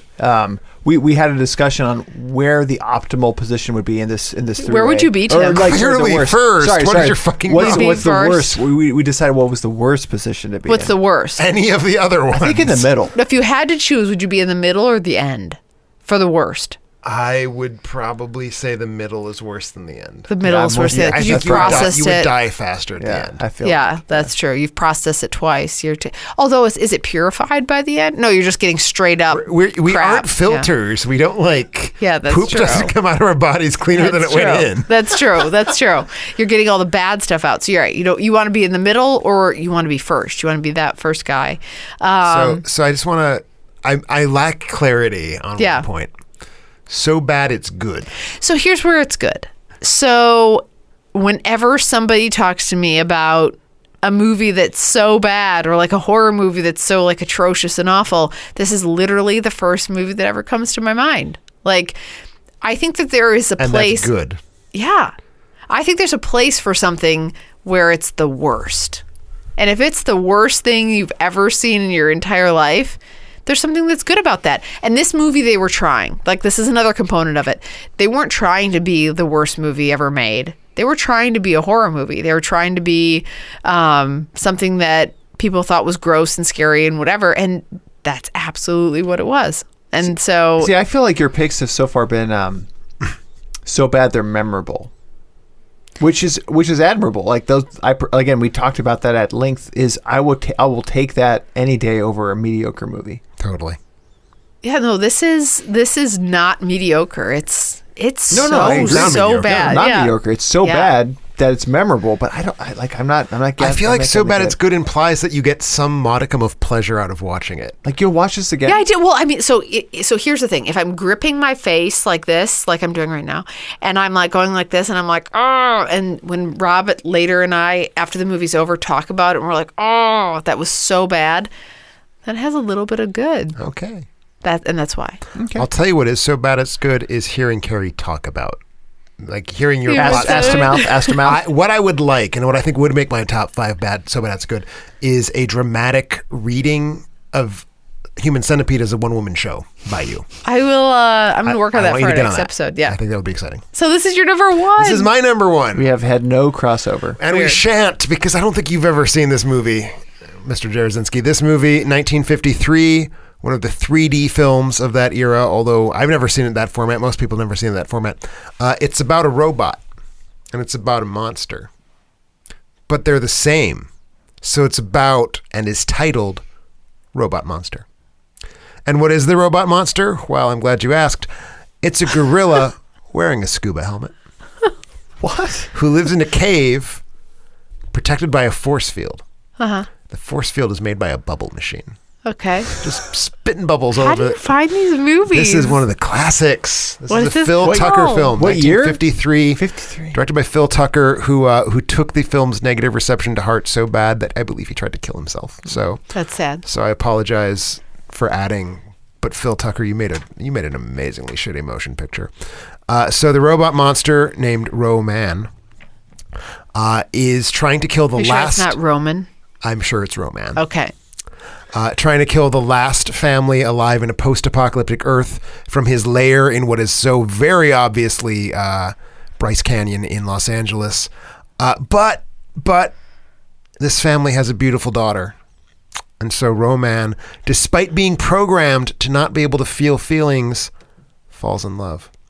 And as a result of this, starts having deep philosophical conversations with himself, where he tries to grapple with this question, how can I, a robot monster, fall in love and feel emotions?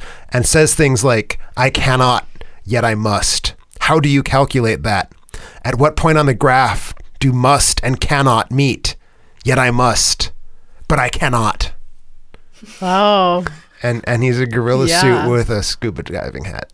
You've sold me on this one. It's pretty fucking good. And it's also like 60 minutes long. And you can't go wrong with a 60-minute long motion picture. So that's where it's good. You're like, it's bad and then it's good. It's 'cause it's only 60 minutes. Well, I mean, it helps that it's only 60 minutes. It's good because it's about a robot monster that is a gorilla suit with a scuba helmet. And the bubble. And a bubble machine. Yeah. And it's really good. And it's funny.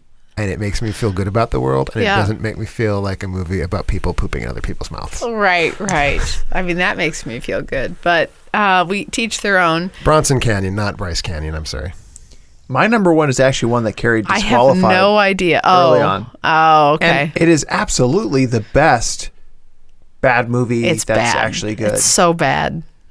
What am I talking about? Battlefield Earth. I'm talking about Battlefield Earth. Why did you disqualify this again? Because it was so bad. But so if you're I talking about hated memorable, it. I recite lines from this regularly. Tim, I don't understand how it's not on your list.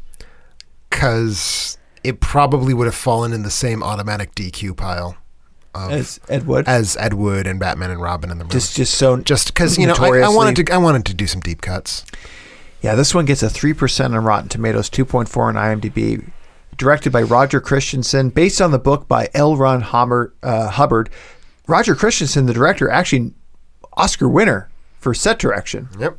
And I will say, like, the set pieces, pretty nice. I would agree. Yeah, very nice.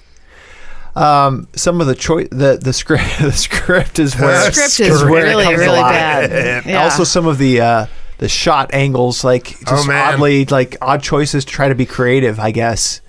I know you had mentioned, you had pointed some of those things out, I think, the first time that we saw it together, Tim. Well, I mean, if you have eyes in your head, you will see that there are Dutch angles in this film. Dutch angles, that's what they're called. What's I was a Dutch thinking angle? Dutch ovens, but that's something different. There are probably, I mean, it's a big Rob old is a stinky really, fart in the really movie. big Dutch oven. Yeah. What's a Dutch angle? Dutch angle is when the camera has been tilted to cause things to look out of kilter and erratic.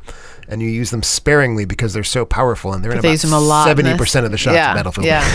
His face is just awful in this movie. Like the makeup in this is just terrible. What we have is a 10-foot tall John Travolta with dreads, along with an alien race of individuals who've come to Earth and obviously have conquered Earth.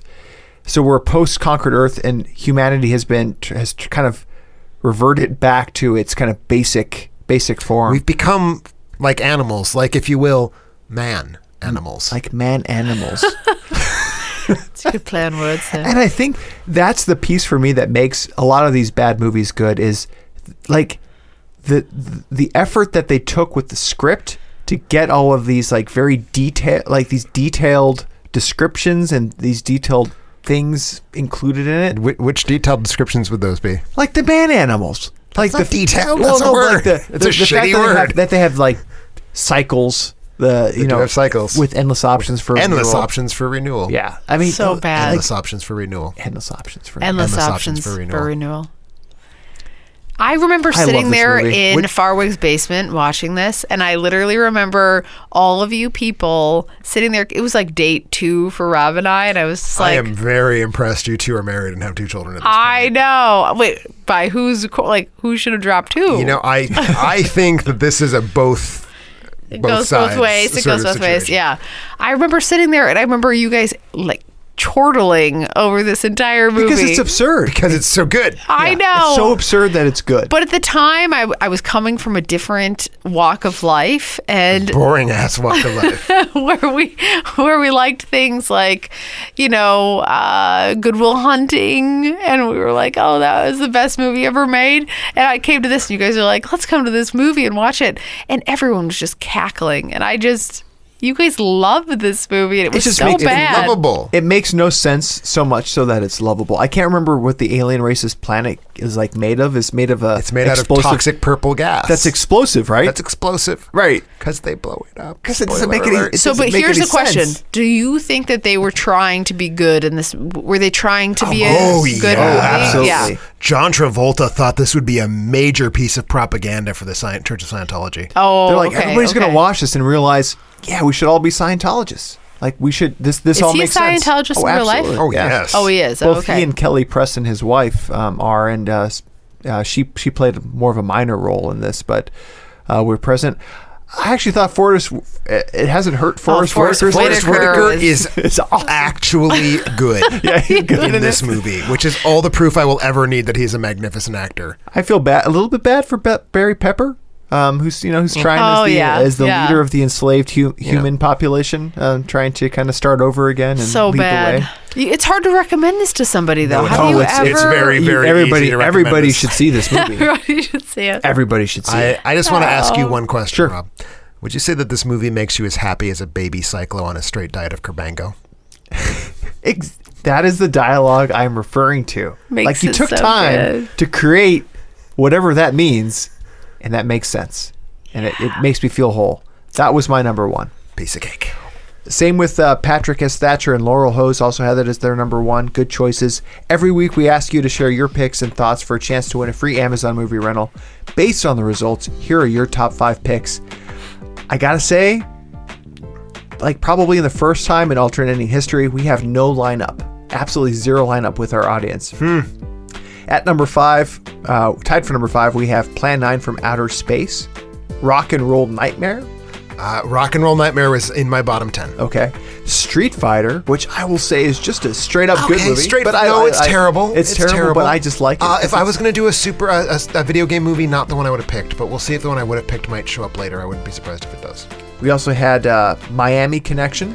Which was my number 6. Very Doesn't nearly count, close. doesn't count. Very nearly my number 5. Interesting to know about this number 2, Troll 2.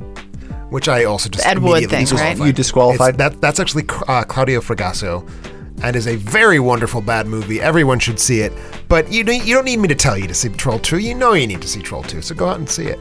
And obviously, And don't piss on hospitality. Number 1 by a wide margin, The Room. Gotta see it.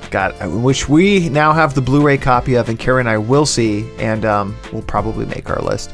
Our lucky winner this week, Matthew Topartzer, who picked Super Fuzz, which I haven't seen. Familiar with It's a this. cop movie, I believe, where he's sounds like it. He develops some sort of superhuman strengths. Matthew, shoot us an email at contact@alternateending.com for details on how to claim your free movie rental. If you want to win a free movie like Matthew, be on the lookout for a spoiler or top 5 movie posts on Facebook and Twitter. Share your favorite picks. In closing, thanks for checking out the episode this week. Go out to our social media Facebook page, like it. Twitter, we're tweeting all the time, all of our updates. Go out to alternateending.com where you can find all of our movie reviews, podcasts, blog posts, and more. And be sure to subscribe to our podcasts on iTunes or Google. Carrie, any new posts this week? No. You guys got to get out there. Yeah. Oh, We thrive on positive feedback. We are very shallow people. And don't forget to go to our Patreon site as we prepare for the Star Wars The Last Jedi. We're trying to get Carrie up to Carrie. speed. So correct me if I'm wrong. The only Star Wars film you've seen in its entirety. God damn it! I should have put the holiday special on my top 5. Oh well. You should have. That's But it's not. That's so bad. It's bad. It's so just bad. so bad it's just bad, yeah. Like But I've watched it 5 times. Yeah, I like So it. that's got to say something. I like it. So correct me if I'm wrong, Carrie. Getting back to where I was a minute ago. Yeah. The only Star Wars film you've seen in its entirety is Rogue One. Is that correct? Rogue One and Spaceballs, yes. Spaceballs is in fact not a Star Wars. Well, then Rogue One. Then yes. Rogue One. Yeah. So we're going to try to fix that. We have a limited amount of time. Carrie's going to try to squeeze in the original trilogy as part of our next How spoiler many is that? alert. Oh, the It's a trilogy. I would trilogy, assume so it's it's 7 3. Yeah, no, I got it. The prequel trilogy is 12. Is this going so to be you're really worse gonna than the alien situation that happened? No, because that was 5 in a week. This is only 5 3 in a Okay, week. 3 Yeah, a week. less, They're longer. but longer. Less movies, but longer. No, the alien movies are all about They're 2 all hours. long, yeah. Aliens is longer than any Star Wars. Can you So this is promise it's totally- going to be better than Spaceballs? Yes, I can. Okay. Maybe. I'm only in it for Han Solo. He's very good. He's very prominent in the film, so you won't be disappointed. So yeah, Okay. so we are going to take a look at Star Wars, The Empire Strikes Back, and Return of the Jedi for next week, and then the week following. So apologies to everyone, but especially to Carrie. We're going to take a look at The Phantom Menace, Attack of the Clones, and Revenge of the Sith. We will catch you then.